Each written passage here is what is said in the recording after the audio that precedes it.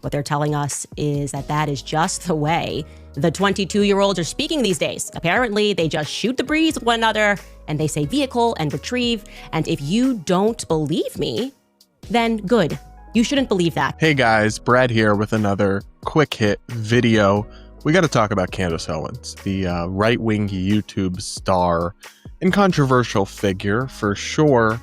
She is not coping well, spiraling into, frankly, very dark and conspiratorial territory over the death of Charlie Kirk, the killing of Charlie Kirk, the horrific assassination of him, really. And before I get into this, because this video is going to be critical of Candace for some of the claims she's making that I believe to be totally unsubstantiated, I do want to offer a note of nuance, of compassion, that Charlie was a dear friend to her, and I can't imagine what it must feel like to be going through what she's going through and her grief and trauma and loss. And I truly do sympathize with her, and my heart goes out to her with that. But that said, she is still a public figure with a massive platform. Millions of people watch her on YouTube and listen to her on audio podcasts. So I do think it is well warranted and appropriate to criticize the claims that she is making. So we'll start looking into it. First here, headline from Mediaite: Candace Owens moves on from Israel, claims Charlie Kirk killing a, quote, federal conspiracy. So this is exactly what she is suggesting. The article continues and it says, Candace Owens has shifted her attention away from Israel after suggesting threats were made against Charlie Kirk for changing his pro-Israel views, and onto a new theory. A, quote, federal conspiracy is covering up the real story behind Kirk's murder. Owens, in a series of posts to her Instagram story on Wednesday, claimed, quote, they, including Utah Governor Spencer Cox, a Mormon Republican, quote, immediately moved to protect the roommate of suspected killer Tyler Robinson. That is the trans-identifying roommate. Owen demanded the feds and Cox tell the public why immediately. She writes, I've just spent hours working through this timeline, and I am now fully of the belief that this is in fact a federal conspiracy. There is no other explanation, Owens posted on her Instagram story. They are lying about Charlie Kirk's assassination. Note Owens misspelled assassination in her post. Wow. So I can't say I'm surprised to see Candace immediately suggesting some sort of federal conspiracy, because she kind of sees that in everything. Remember, she tweeted the day of the Annunciation Catholic Church shooting, the same day, quote, the government is behind this. No evidence, no reason to believe that. She just jumped to that conclusion. So she's doing the same thing. She's jumping to conclusions here. And frankly, those conclusions don't make any sense. And I want to talk about why. But first, I should just start with where I come at from on these kinds of issues. I come at things from the perspective of somebody who, I'm not totally opposed to any and all conspiracy theories, but I think especially when you're a journalist or a public commentator or a media figure with audience of millions, you have the obligation to be responsible with the claims that you make, and extraordinary claims require extraordinary evidence. To say that the feds are somehow conspiring to cover up what really happened in the Charlie Kirk's murder is an astounding allegation. It is an allegation of grievous importance and significance, and you shouldn't make such an accusation unless you have actual concrete proof. So you would expect any responsible media figure before making that would have some sort of whistleblower, some sort of leaked documents, an inside source from the FBI coming to Candace and telling her this is what they're doing. They're covering it up. She really doesn't. All she has are vibes, hunches, theories, suspicions, and yet she reaches a conclusion as fact. There is no other explanation. I can't get on board with that. I think that's crazy town, because one, the federal conspiracy she's talking about here would involve the Trump FBI and federal authorities, who surely want to get to the bottom of what happened to Charlie Kirk, as well as state and local authorities, which are Republican, in the case of the governor, Spencer Cox. All these layers of government coming together to cover up the truth. with no leaks, nobody speaking out against this. Dozens and dozens, if not hundreds of people would have to be in on it. All for what? Why would they want to protect the partner? They are saying so far that the trans partner of Charlie's shooter did nothing wrong and is cooperating with law enforcement. This is the same federal government that is like constantly pushing back on the trans movement and suggesting that they're like radical and dangerous. They have no incentive to cover up if a trans person was actually guilty here.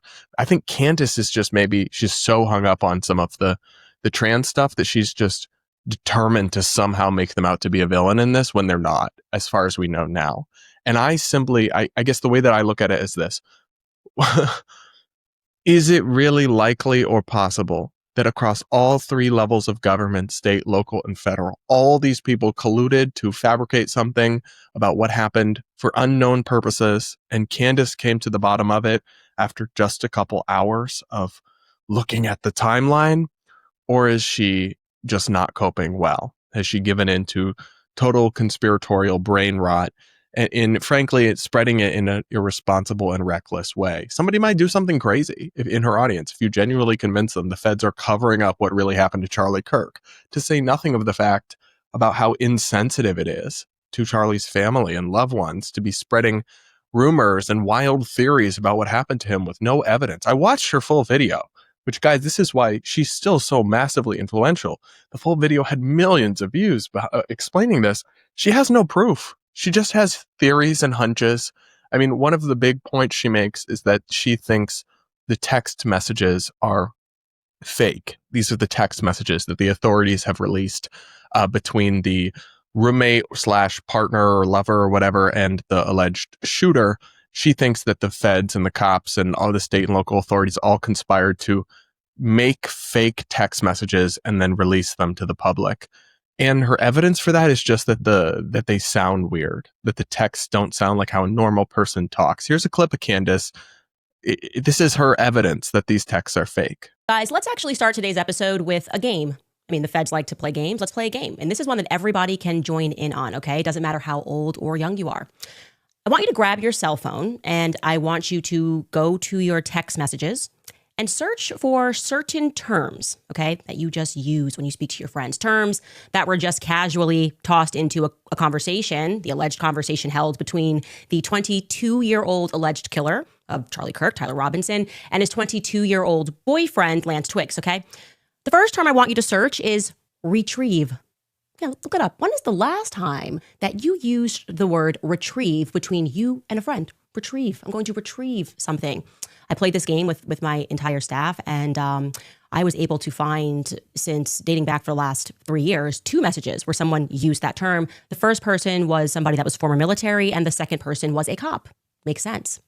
Okay, we're not done playing this game. Second term that I want you to look for in your phone is vehicle. Vehicle. I mean, what pops up for you? Is that something that you say? I'm just going to go outside to my vehicle. I left something in my vehicle. I'll be right back. I parked my vehicle outside. I don't remember where I parked my vehicle. What's popping up for you? Oh, probably literally nothing. Maybe something related to the DMV. That's what came up for me. Things about the DMV. I think for Skylar, something came up for his car wash. Your vehicle is ready. Sounds pretty professional. I don't know what to tell you guys, though, because what they're telling us is that is just the way the 22-year-olds are speaking these days. Apparently, they just shoot the breeze with one another, and they say vehicle and retrieve. And if you don't believe me, then good. You shouldn't believe that. Now, I actually played her game, and I went in my phone, and I found a message from a friend that said, you guys need to move your vehicles. And I also found a message from my partner telling me I needed to retrieve my boarding pass from the app for a flight or whatever. But it's not the point. I said this on Twitter. What's more likely, that some like Reddit-brained, strange, demented, crazy person texts in an odd manner, or that federal, state, and local authorities all came together to write fake texts and release them to the public? I think the former is exponentially more likely than the latter. And that if you're going to make the latter claim, you should have some evidence beyond just these sound fake and gay. Which is what she says over and over again. Like, that's not evidence. That's just vibes. And you are making grievous allegations. The other thing, These text messages are going to be presented in court to prosecute the killer as evidence. Defense attorneys will be able to scrutinize them, look at the metadata, verify all of it. If these were just some sloppy fake made up in the moment, that will come out. Like, there's no reason to believe that. And that why would they even do that? They have the shooter's DNA. Okay. They have them dead to rights. They don't need to make up fake texts. Unless what? Candace's theory is that they made up these texts because they want to exonerate the trans partner, even though somehow that person's actually involved. Why would anyone do that? Why would the Republican governor want to do that? Why would the local police want to do that? Why would the Trump administration want to do that? None of it makes any sense. And she's presenting it all as if it's just case closed, chapter closed. You actually haven't figured out anything. You spent a couple hours trying to piece together a timeline through guesswork in a Google Word document. Really, or Google Docs. And she's like, I've cracked the case. No, you've cracked your brain, Candace, because I don't know, man, she's spiraling. And I just think it is really irresponsible to be spreading this information or misinformation, really, these crazy conspiracy theories with no evidence to millions of people who tune into her. And listen, I respect that she is going through a lot. She's having a tough time processing this. She's upset. She's grieving. That's totally valid, but it's not okay, even in your grief, to abuse your public platform in this way and to honestly probably cause a lot of upset and hurt for Charlie's family. I doubt they want you spreading wild rumors, publicly arguing and bashing Charlie's pastor and all of that. I think the whole thing is shameful, and I think that Candace needs to touch grass and stop posting for a while. What do you guys think? Make sure you let me know in the comments. Make sure you're subscribed if you aren't yet. Hit the like button, yada, yada, yada. Let me know what you think of these quick hit videos if you enjoy them. And you can always tune in to my full podcast episodes on the Brad versus Everyone podcast, where I take on internet insanity, media BS, and political madness, all from an independent perspective. The link to subscribe to that is in the description. And guys, with that, we'll talk again real soon.